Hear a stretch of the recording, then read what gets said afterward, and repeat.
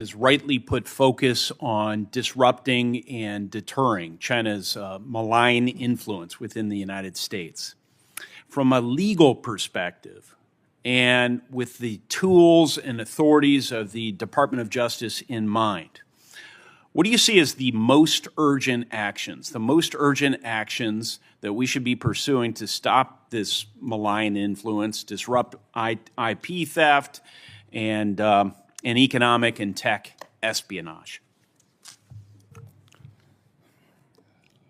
Thanks for the question, Senator.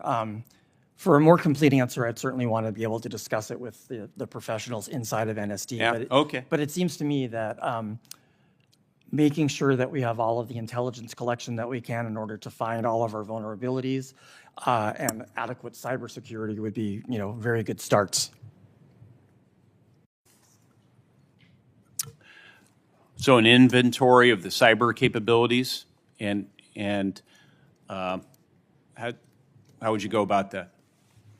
I would talk to the people who have those abilities and who are in charge of those around, not just in the Department of Justice, but around the intelligence community to see the status. People like? NSA, various other intelligence organizations that do these things. If confirmed, what laws and regulations do you anticipate relying on in executing your role and NSD's role in this priority of cyberspace? Well, Foreign Intelligence Surveillance Act would be one, to be able to collect the necessary intelligence to find our vulnerabilities. And essentially, any tool to collect information that we have, I think, would be very important in order to ascertain, to learn as much as we can about our various vulnerabilities. And have you reviewed, and are you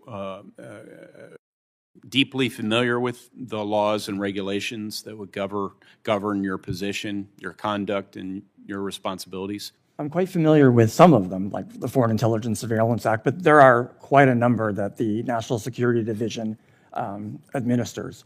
So I'm more familiar with some than I am with others, but fortunately we have a lot of experts around the department and the various other authorities. Thank you. Mr. Lucas, I think we share a view that we need more people from all kinds of backgrounds and experiences as we reform and fix the IC's analytical enterprise, bringing different perspectives and ideas to the fore. If confirmed, can you speak to what your priorities would be in attracting, recruiting, and retaining such a workforce? Yes, thank you, Senator, and I appreciated our conversation in your office where we talked about this topic. My view is that particularly the analytical cadre of the U.S. intelligence community needs a wide diversity of backgrounds, skills, and viewpoints. That's quite different than having a political dogma called diversity, equity, inclusion. Part of that would be reaching out in terms of our recruitment efforts, looking across the countries to universities where the IC has not traditionally been active, and looking to just bring in a much broader community of new analysts who are then able to work on the questions facing our nation. Thank you. Yeah, I find that any organization runs best if it's open to free exchange and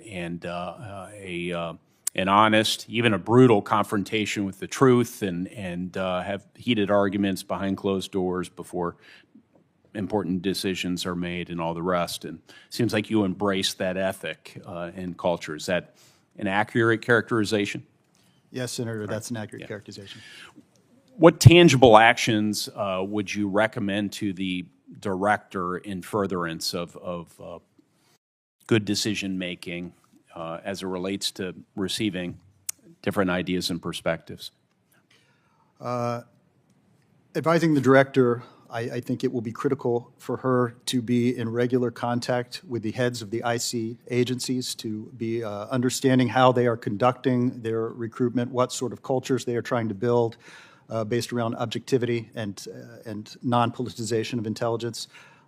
She really needs to dig in and understand what problems the community is facing, and I believe we have a director who's already doing that. All right. Thank you, Chairman.